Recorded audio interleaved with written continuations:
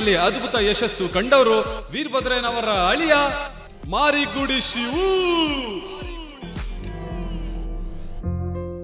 ಮಾರಿಗುಡಿ ಶಿವು. ಮಾರಿಗುಡಿ ಶಿವು. ಮಾರಿಗುಡಿ ಶಿವನಿಗೆ, ಮಾರಿಗುಡಿ ಶಿವನಿಗೆ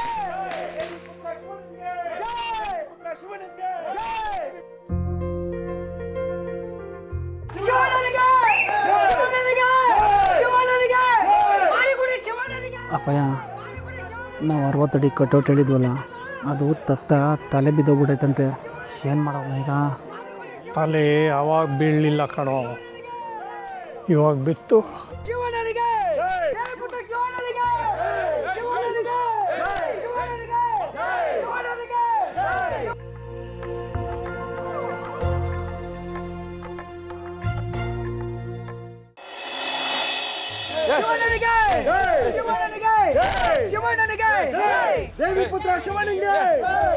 ತಮ್ಮ ಅಂತ ಇಳಿಸಲ್ಲ ಇಳಿಸಲ್ಲ ಇಳಿಸಲ್ಲ.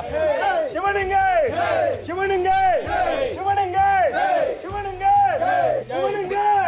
ಆಯ್ತಾಯ್ತಾಯ್ತು ನೋಡ್ದ ಮಾವ, ನೀನ್ ಖುಷಿ ಪಡ್ತಿಲ್ಲ, ಆದ್ರೆ ನಿನ್ ಗೆಲುವಿಗೆ ಇಡೀ ಊರ್ ಜನರೇ ಖುಷಿ ಪಡ್ತಿದ್ದಾರೆ.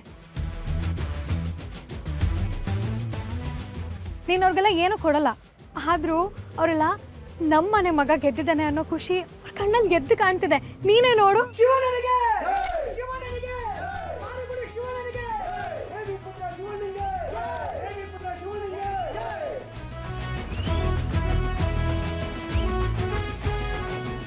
ಮಾವ,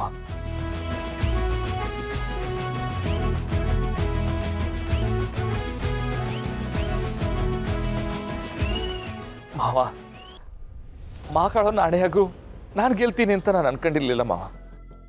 ನಾನು ಗೆದ್ದೆ ಅನ್ನೋ ಖುಷಿಗಿಂತ ನನ್ನ ಮಾವ ಸೋತ್ಬಿಟ್ರಲ್ಲ ಅನ್ನೋ ದುಃಖ ನನಗೆ ಸಾನಿ ಐತೆ.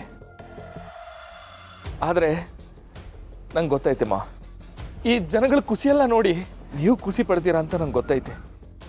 ಯಾಕಂದರೆ ಯಾವಾಗಲೂ ಜನರ ಖುಷಿನಾಗೆ ನಿಮ್ಮ ಖುಷಿನ ಕಂಡವ್ರು ನೀವು.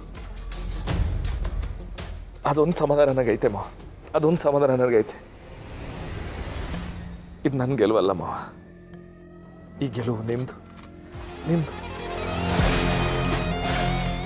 ಮಾವ ಒಂದ್ ನಿಮಿಷ, ಗೆದ್ದಿದ್ಯಾ ಅನ್ನೋ ಖುಷಿ ಬಿಟ್ಟು ಇಲ್ಲೊಬ್ನೇ ಮಾತಾಡ್ತಾ ನಿಂತಿದ್ಯಲ್ಲ. ಬಾ ಮಾವ, ವಿನ್ನಿಂಗ್ ಸ್ಪೀಚ್ ಕೊಡ್ಬೇಕು ನೀನು.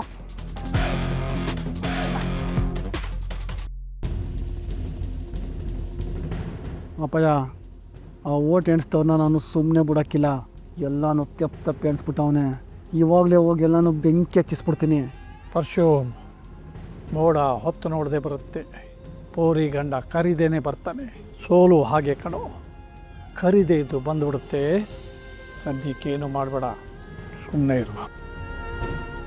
ಮಾರಿಗುಡಿ ಮಹಾಜನಗಳೇ, ಈಗ ನಿಂತಿರೋ ಮೊದಲನೇ ಎಲೆಕ್ಷನ್ ಅಲ್ಲೇ ಎಷ್ಟೋ ವರ್ಷದಿಂದ ಈ ಊರಿನ ಅಧ್ಯಕ್ಷರಾಗಿರ್ತಕ್ಕಂಥ ವೀರಭದ್ರಯ್ಯನವ್ರನ್ನೇ ಸೋಲ್ಸಿರುವಂತಹ ಶಿವಣ್ಣನವರಿಂದ ವಿನ್ನಿಂಗ್ ಸ್ಪೀಚ್.